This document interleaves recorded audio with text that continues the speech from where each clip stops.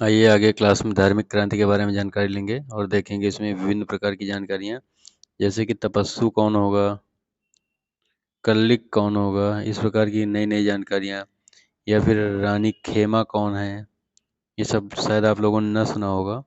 इस प्रकार के और क्वेश्चन, जैसे कि गौतम बुद्ध के बारे में पढ़ेंगे तो गौतम बुद्ध के पिता शुद्धोधन ने कितनी शादियाँ की थी, या फिर इनके गौतम बुद्ध के रहने के लिए कितने प्रकार के महल बनाए गए थे। इस प्रकार की जानकारियाँ हम लोग लेते रहेंगे। तो चलिए आइए ध्यान से देखते हैं, क्लास कंटिन्यू रखिए। जैसे कि बौद्ध धर्म के बारे में आपको पढ़ना है, तो बौद्ध धर्म के बारे में आपको बेसिक जानकारियाँ तो लगभग होंगी ही होंगी, और अगर नहीं है तो आप ध्यान सुनिए। जो बौद्ध धर्म के संस्थापक माने जाते हैं, गौतम बुद्ध को माना जाता है। तो गौतम बुद्ध के बारे में आइए थोड़ी जानकारी ले लेते हैं। इससे कहा जाता है कि गौतम बुद्ध का जो जन्म हुआ था 563 बीसी के आसपास इनका जन्म तिथि, इनकी जो जन्म तिथि वो स्वीकारी गई है। अब हम और आप तो थे नहीं जो स्वीकारी गई 563 बीसी, लेकिन इनकी जन्म तिथि का जो उल्लेख मिला है वो आप लोग नोट डाउन कर लीजिए। खारवेल के अभिलेख से मिला है। खारवेल लिखते रहेंगे। खारवेल के अभिलेख से इनकी जन्म तिथि स्वीकारी गई है। यह सिंघली अनुश्रुति बताएंगे आपको आगे, सिंघली अनुश्रुति क्या है। सिंघली अनुश्रुति के अनुसार या कैंटन के अभिलेख में इनकी जन्मतिथि के बारे में बताया गया है कि 563 बीसी के आसपास इनका जन्म हुआ, तो 563 बीसी माना जाएगा। ठीक है। गौतम बुद्ध के बचपन का जो नाम था वो क्या था, सिद्धार्थ। ठीक है, गौतम बुद्ध के बचपन का नाम सिद्धार्थ था। इनके पिता का नाम शुद्धोधन था।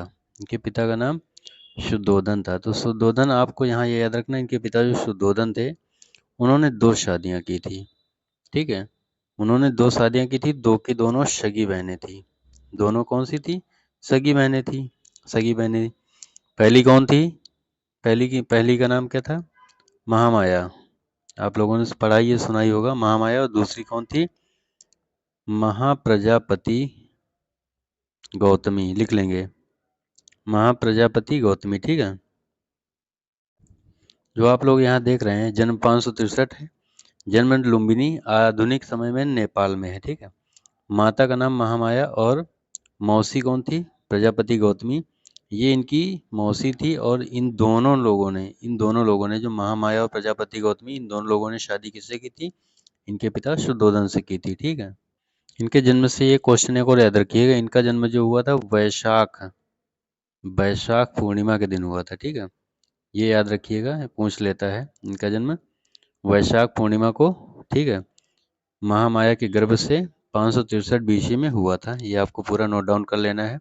और जन्म के कुछ समय बाद ही इनकी माँ की मृत्यु हो गई थी। लगभग जन्म सप्ताह में ही 7 दिन के अंदर इनकी माँ की मृत्यु हो गई थी। तो इनका लालन पालन किसने किया, इनकी मौसी प्रजापति गौतमी ने किया। ठीक है। जो इनके पिता शुद्धोधन थे वो शाक्य वंश के थे। ये नोट डाउन कर लेंगे, शाक्य वंश के थे। ठीक है। इनके पिता किस वंश के थे, शाक्य वंश के थे। ये आपको नोट डाउन करके रखना है। जो इनके पिता शुद्धोधन थे उन्होंने 2 शादियाँ की थी, आपको हम बता चुके हैं। आइए आगे देखते हैं। आप लोगों को यहाँ नोट डाउन कर लेना, इनका कुल कौन था, इनका कुल शाक्य कुल था, इसलिए बुद्ध को शाक्य मुनि भी कहा जाता है। ये नोट डाउन करने वाला क्वेश्चन है। ठीक है। गोत्र इनका गौतम था, उसी के अनुसार इनको गौतम बुद्ध भी कहा गया है। ठीक है। पिता शुद्धोधन बता चुका हूँ। पत्नी यशोधरा। ठीक है। आइए इनकी पत्नी के बारे में कुछ और बातें जानते हैं, ध्यान से सुनिए। यशोधरा का जो क्वेश्चन बन सकते हैं इनके बारे में, सुनिए ध्यान से। प्रमाणों के अनुसार ये है कि इनकी जो पत्नी थी, मतलब यशोधरा का, तो वो उनकी पत्नी जो वो सुप्रबुद्ध की, ठीक है, सुप्रबुद्ध की कन्या थी। सुप्रबुद्ध की कन्या थी इनकी जो पत्नी यशोधरा थी। उनको अन्य नामों से भी जाना जाता है, जैसे भद्र कच्चाना, इस नाम से भी पूछा जा सकता है, या भद्र कात्यायनी। आप लोग नोट डाउन करते रहेंगे, भद्र कात्यायनी। ठीक है। या फिर इनको यशोधरा तो आप देख ही रहे हैं, यशोधरा, या फिर बिंबा बिंबा बिंबा या फिर बिंबा सुंदरी इत्यादि नामों से जाना गया है इनकी पत्नी यशोधरा को। आइए आगे देखते हैं। विनय में, ठीक है, विनय में यशोधरा को राहुल माता पूछा जा सकता है कि कहाँ कहा गया है, तो विनय में कहा गया है। और बुद्ध चरित में बुद्ध चरित में यशोधरा नाम दिया गया है। ठीक है, इतने सारे क्वेश्चन नोट डाउन कर लेंगे। नाम दिया गया है यशोधरा बुद्ध चरित में। अच्छा, एक दो क्वेश्चन और रह रहे हैं, उनको देख लीजिए। जैसे गौतम बुद्ध को पूछा जा सकता है कि इनको सिद्धार्थ नाम कब दिया गया था। गौतम बुद्ध को सिद्धार्थ नाम जन्म के, आप लोग नोट डाउन कर लेंगे, जन्म के 5वें दिन इनको सिद्धार्थ नाम दिया गया था। ठीक है, जन्म के 5वें दिन। और गौतम बुद्ध के जन्म को, जो अशोक का रुम्मनदेही स्तंभ लेख है, वहां से इसके बारे में ज्यादा जानकारी मिलती है। ठीक है, अशोक के रुम्मनदेही अभिलेख से लिख लेंगे, रुम्मनदेही अभिलेख। ठीक है, रुम्मनदेही अभिलेख से इनके जन्म के बारे में जानकारियां मिलती हैं ज्यादातर। जब गौतम बुद्ध का जन्म हुआ, मतलब सिद्धार्थ का जन्म हुआ, तो उस समय किसी ऋषि ने कहा था, कौंडिन्य नामक ऋषि ने कहा था, ब्राह्मण ने कहा था कि ये बालक अपने जीवन में या तो बहुत महान प्रतापी राजा बनेगा, शासक बनेगा, ठीक है, या फिर बहुत बड़ा मुनि बनेगा, साधु बनेगा, ऐसा कहा गया था। तो इस बात को सुन करके जो इनके पिता शुद्धोधन थे, उन्होंने सोचा क्यों ना इनको राजा बनाया जाए, क्योंकि वो खुद राजा थे। तो उन्होंने सोचा कि इनको राजा बनाया जाए। इस वजह से इन्होंने इनके बचपन में ही 3 प्रकार के महलों का निर्माण कराया था। कितने? 3 प्रकार के महलों का निर्माण करा दिया था बचपन में ही, ताकि ये बाहर की दुनिया देख ना सकें। ठीक है, 3 प्रकार के महल बनवाए गए थे। तो आइए इन महलों के नाम जान लीजिए। जो 3 प्रकार के महल बनाए गए थे, उसमें पहले थे ग्रैस्मिक महल। ग्रैस्मिक महल, ठीक है, ग्रैस्मिक महल पहली प्रकार के महल थे। दूसरे थे वार्षिक महल। वार्षिक महल, पहला ग्रैस्मिक, दूसरा वार्षिक, और तीसरा हैमांतिक महल। ठीक है, इस 3 प्रकार के महल बनाए थे। ग्रैस्मिक, वार्षिक और हैमांतिक महल बनाए गए थे। इन महलों के नाम थे, ग्रैस्मिक महल का नाम था रम्य, वार्षिक का नाम था सुरम्य, और जो हैमांतिक महल था उसका नाम था शुभ। ठीक है, इस 3 प्रकार के महल बनाए गए थे ताकि ये बाहर की दुनिया ना देख सकें और अंदर ही अंदर सब कुछ सीखते रहें। लेकिन ऐसा कहाँ हो सकता है। जब ये थोड़ा बड़े हुए सिद्धार्थ, तो इन्होंने बाहर की दुनिया के बारे में जानकारी एकत्र करना स्टार्ट किया। तो फिर एक बार अपने सारथी के साथ नगर भ्रमण के लिए निकले। जब ये नगर भ्रमण के लिए निकले, तो इनको 4 घटनाओं ने इनके जीवन को बहुत प्रभावित किया। 4 घटनाओं ने, तो ये घटनाएं आपको नोट डाउन करनी, कौन कौन सी घटनाएं थी जो बहुत इनको परेशान की। तो चलिए देखते हैं। तो पहला इनको बुजुर्ग व्यक्ति मिला, बुजुर्ग। ठीक है, दूसरा कौन मिला? बीमार या रोगी।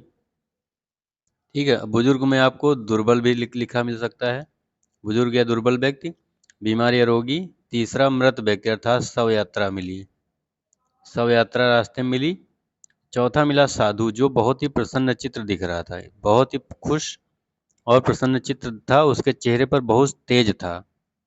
तो इन 4 घटनाओं ने बुद्ध को बहुत प्रभावित किया। 4 घटनाओं ने उनको बहुत प्रभावित किया। उसके बाद धीरे धीरे चलता रहा। इनके पुत्र का जन्म हुआ, राहुल, सबको पता है। ठीक है, इनकी शादी के 10 साल बाद इसका जन्म हुआ था, राहुल। तो राहुल रखा गया। राहुल का राहु धन ला, राहु का मतलब होता है बंधन।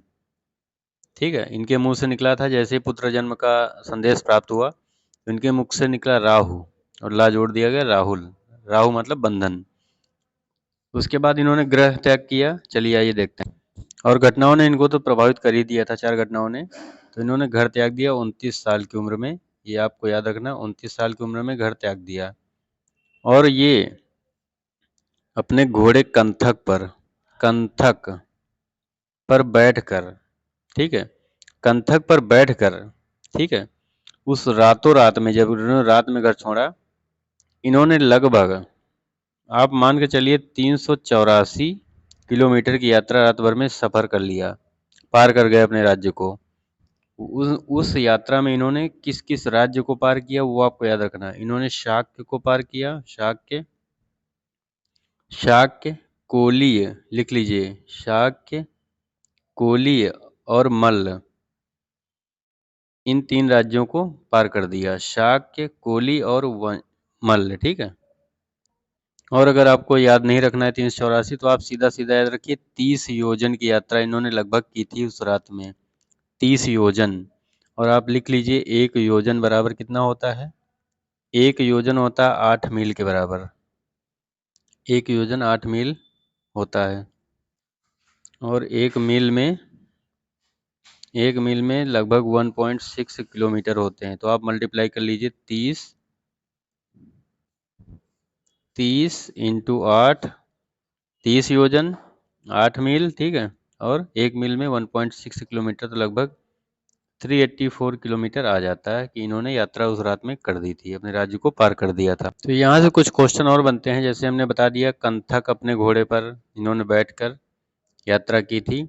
तो रास्ते में पूछा था जब इन्होंने गृह त्याग किया तो किस नदी को पार किया था? इन्होंने अनोमा नदी को पार किया था। अनोमा, ये आपको नोट डाउन रखना है।